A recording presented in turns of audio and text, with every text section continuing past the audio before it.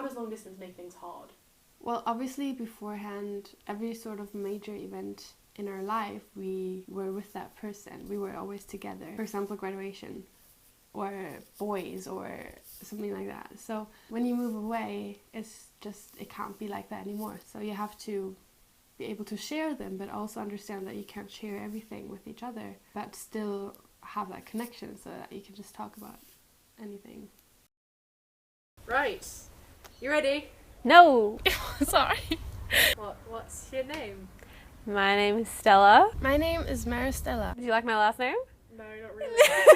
How did you feel when you found out that I made a best friend that was called Maristella? Oh, I was like, fate. I was like, fate has done something. Where are you from? Melbourne, Australia. Born and bred. I'm from Germany. I'm from there. Where's there? It's a little village called Winningen. It's quite beautiful. Where did we meet? Well, we met 5 years ago in 2011 in Nanjing in China. Year 7, which was it 2012? 2011. We met in 2011, orientation day. I turned up late to class. You were friends with lots of people. I knew like one person, and you were constantly known as the girl who was in that ad about the mortgage. That's the only way I knew. I was like, oh shit, yeah, she wasn't that. You hold the record for this. How long have we been long distance? Roughly 5 years. We've been long distance for 7 months, so since the summer when we graduated. That is a long time. Before I left, did we have any discussions about living long distance? Well, yes, I think we were very aware that we wouldn't live in the same city anymore and that we would be very far away from each other, and we definitely settled on remaining friends and keeping up with each other. I think we always said, let's keep in touch, you know, but I think you said that with everyone almost. But we never really planned. Since you asked me about this interview, I've been thinking about it, and it never felt like a chore keeping in touch because we were so fluid with it. We did have a plan, like every Tuesday we were going to talk, but I felt like we didn't keep it up for the whole 5 years. When one of us couldn't do it or didn't feel like it, we didn't really pressure it. Like, it never felt like a chore when we talked or when we emailed. It was always when we wanted to. It wasn't like we felt like each other were a burden. Yeah, I really struggle with sort of social media and everything. I just really prefer it if someone's right in front of me. I think everyone does. I think we both have learned, and we talked about this also, is that we don't have to send each other huge texts and, you know, be very meaningful all the time and very sentimental.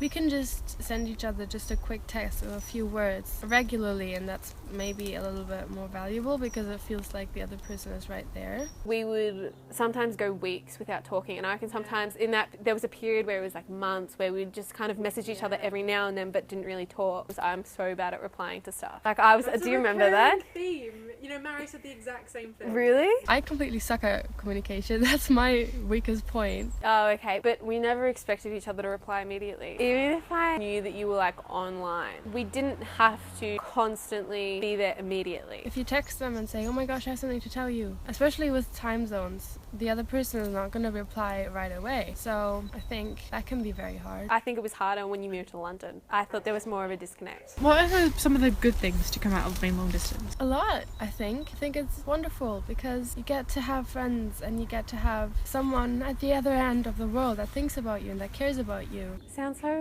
cliche, but it was a bit of a blessing to know that if you felt alone here, there was someone halfway across the world which I could talk to and would just listen. There's always someone else in your corner somewhere in the world. And that somehow connects you with the world a little bit better. And I mean, it's always awesome to see them again, and sometimes it's even better than if you see them every day because it's something special and you were looking forward to it so much. Do you think that being away makes a friendship stronger? At first I think you get a little bit jealous because other people get to spend time with them but not you, and you kind of feel like you should be there because you lived through everything together until then. Because once I knew you had friends, I was like, she's okay. I don't have to talk to her. It wasn't like letting go, but it was just freer. We didn't have to push anything. Do you have any words of wisdom to friends who know they'll be separating?